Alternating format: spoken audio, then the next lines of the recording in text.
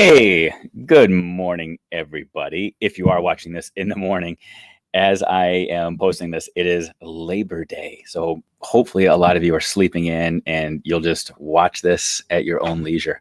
And I was talking to somebody recently and said, I've really gotten out of blogging because I just go live and when I'm thinking things, I just share them. So treat this like an audio or video blog, listen and watch at your leisure. But I wanted to go live today and share some things that I've been thinking recently in regards to some questions I've been getting. And I know that tomorrow, virtually every single school across the country will be back in session, whether it's virtual, face-to-face, some sort of hybrid model. A lot of you will be back into the action. So I wanted to throw this out there now. A couple of you I know have been teaching students already for the last couple of weeks, but again, the vast majority of schools go back tomorrow. So I want to throw this out. I've been asked the question quite a bit recently. How do I assess my kids in a virtual world and guarantee that they're not going to cheat? How do I assure that the assessment results I get are going to be valid and reliable and that mom, dad, the internet, Google, Siri, Alexa, all those devices aren't going to be helping and assisting the students so that I can get results that really matter? And it's a great question. I understand the question. And I want to give you a few insights. The first piece of information I want to share is going to be targeted and challenging administrators. So if you are an administrator, an evaluator, a coach in a district, if you are in a leadership position, let me throw this out there. If you're a teacher, feel free to forward this to your administrator. I'm going to say, administrators, it starts with you. So recently I was listening to a podcast by Simon Sinek. Love Simon Sinek's podcast. And he had a guest on who was talking about a concept known as moral or ethical fading. The concept is pretty simple. What it boils down to is because we are humans and we are flawed, we have black and white, we have right and wrong, we have these metrics in our own mind, but we justify our actions sometimes to drift from our own guidelines of right and wrong because of the circumstances. So for example, we could probably all rationally say that lying is wrong. We do not want to lie. We want to tell the truth. But we often justify in our own heads reasons why lying may be okay in specific situations. And they threw out a few examples. And one example is, for example, you get those mortgage documents. You just bought a house and you're supposed to read 30 pages of mortgage documents and sign at the bottom of every page that you read it and you understand it. Oftentimes we just get the papers and start signing at the bottom. We justify our actions because nobody has the time to sit down and read 30 pages of mortgage documents. Or teachers, you can probably relate to this one, bloodborne pathogens. You know, we're supposed to watch that video every single year and say, yep, we read it or we watched it.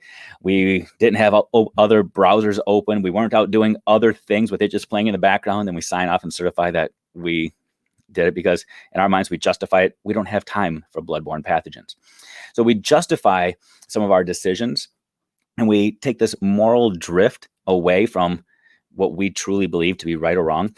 Sometimes we do this with others when maybe your spouse or your boyfriend or girlfriend comes up to you and says, how do I look today? And you're looking at them like, oh, you might want to go change your outfit. But we say, oh, you look great. You look gorgeous, because we fade from our moral and ethical compass in the moment. I throw all that out there because administrators, here's the challenge for you.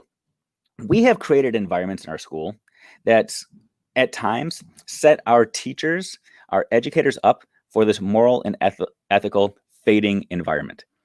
You know, we're in the education business, and we know that as educators that the best thing that we can do for our students is to provide environments that are open, that are transparent, that are trusting, and that are filled with feedback. Feedback requires transparency. Feedback requires trust. Feedback requires an ability to say, I don't quite get it, but I'm going to seek some support. I'm going to seek some guidance so that somebody can help me grow. We expect our students to be open and transparent and willing to share their weaknesses as well as their strengths. Administrators, we expect our teachers to be able to do the same thing. We expect our teachers to get better from September to June and year after year after year. But yet, we put these situations in our schools where we expect people to not just display weaknesses, or as a matter of fact, not to display any weaknesses, but to put together things that we might consider data portfolios. We might call it a data plan. We might call it proof of effectiveness, whatever the case may be. At the end of the year, we expect educators, teachers to throw data at us in a way that shows amazing results. We don't want educators to come to us in April, May, and June with their data portfolios saying, here are all the areas I still need to grow. We put educators in the situation where we say, we need you to show us how awesome you are. Come up with your own little graphs, show us your charts, show us how amazingly effective you are. And as educators, we are amazing. We do an amazing job, but we're left with this situation where we are caught basically drifting into this moral and ethical fading environment. We want to be transparent. We want to say, oh, I still have some room to grow. But because we're put in this situation where everything is supposed to be rainbows and sunshine, we say, okay, I have to prove my worth. I have to prove how awesome I am. So we put together data that says that everything is perfect and everything is great because ultimately our own labels and our own grades of effective and highly effective and our own job performance is on the line because data is seen as this extra thing. Educators, teachers, I'm going to tell you that we do the exact same thing to our students. When we ask the question, how do I make sure that students aren't going to cheat? I think the first question that we need to ask is, why would a student cheat? If we've created an environment where it is okay to say, I don't know, or to say, I don't fully understand, what logical reason would a person have to cheat? The only reason a person would cheat is if they feel like they have to play the game to win, where if they feel like they're in an environment where it's not okay to say, I can't display weakness. I can't display something I don't know yet. I'm going to go back to administrators. Administrators, if you want to know if your students in your school are learning, don't ask your teachers to show you at the end of the year some big package proposal with graphs and charts all over it saying that students learned. If it's important to you, go observe it in the moment. If you can't walk into a classroom, if you can't join a Zoom meeting or a Google Meet and see if students are learning, and if you can't ask questions to students to figure out in the moment if they're learning, it's obviously not that important to you. If it's important, you'll find the time to investigate it now. Teachers, the same thing is true for you in your classrooms, whether they are online, face-to-face, or some sort of hybrid model. If you want to get a true reflection of what your students know, if you want to assess your students free of cheating, and I'm putting cheating in air quotes, then assess them in the moment. Embed it within all you do.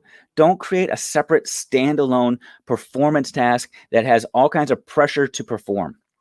If you want to allow students to show you what they truly know, create an environment where their lack of understanding leads to future feedback and future opportunities, not judgment, condemnation, and letter grades that show weakness. Embed it within all that you do. Have instruction taking place. Have some kids pull off to the side. Simply ask questions. Ask them to perform in the moment. If they don't get it, ask them to go back and do some more work. Give them other opportunities to show and grow and thrive. If we want to get a real assessment of student understanding, if we want to get a real assessment of teacher effectiveness, eliminate the pressure and these arbitrary moments of performance where ethical fading has to come into play. So how do you get a true assessment of student learning or teacher effectiveness in an online platform? Number one goes back to what we've been saying all along. Create environments of trust, respect, and relationships where people can be open and honest about not only their strengths, but their weaknesses, free of condemnation and free of judgment. So how do you do it? It's got nothing to do with platforms. It's got nothing to do with technology. It's got nothing to do with eliminating devices or having open browsers. It all comes down to trust, respect, accountability, feedback, and opportunities for growth. Take that, leave it, think about it, and ponder it, but have a great day.